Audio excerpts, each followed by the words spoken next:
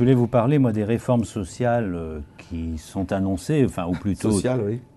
des négociations qui ont échoué et qui vont être reprises par le gouvernement. Je voulais savoir ce que vous en pensez des dispositions dites de lutte contre le chômage, formation gratuite, garantie des loyers pour les sans-emploi, des places de crèche pour les demandeurs, pour faciliter la mobilité, toutes choses.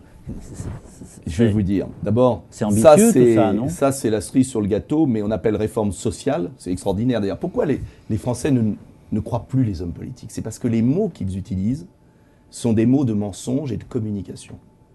Je vois l'article, j'ouvre un journal du dimanche, bien connu, et je vois les réformes sociales. C'est extraordinaire. Monsieur Macron, qui est en train de détricoter tous les droits sociaux des Français pour obéir justement à Bruxelles, dit des mots qui sont contraires aux actes. Si monsieur Macron était honnête, il dirait, et ce serait cohérent, il dirait voilà, si on veut rester dans l'euro tel qu'on est, si on veut être compétitif, il faut se serrer la ceinture et je veux faire des réformes très dures, mais qui vont demain apporter quelque chose. C'est pas ma ligne, mais ça serait honnête. Mais non, il dit je veux faire des réformes sociales. Et après, il annonce que des réformes qui ne sont pas sociales. Donc, la vraie réforme sociale, vous savez quelle est-elle? C'est de créer de l'emploi.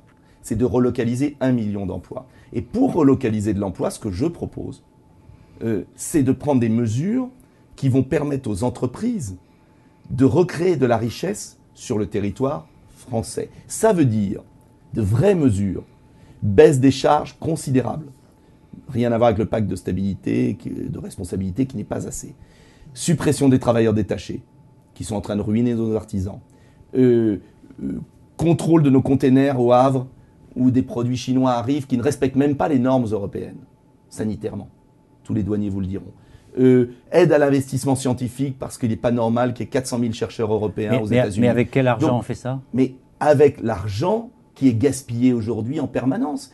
Et on fait exactement ce qu'a fait Cameron. Monsieur Cameron, en Grande-Bretagne, vous savez quel a été le déficit britannique aujourd'hui encore, quasiment? Il a été jusqu'à 6%, le déficit. Parce que monsieur Cameron, comme monsieur Obama, ont compris que pour créer de la richesse et réduire le déficit, il fallait d'abord créer la richesse avant de réduire le déficit. On ne peut pas dire que ce soit des sociétés extrêmement équitables, la Grande-Bretagne et les États-Unis. Non, c'était clair.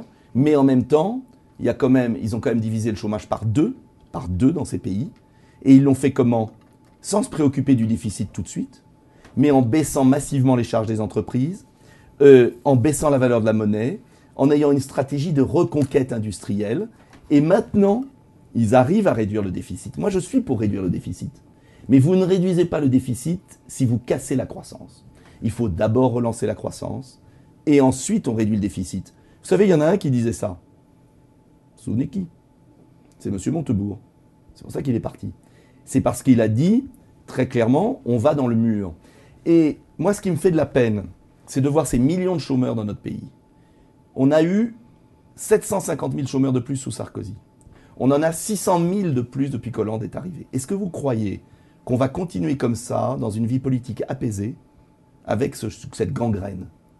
Ça ne marche pas, leur politique.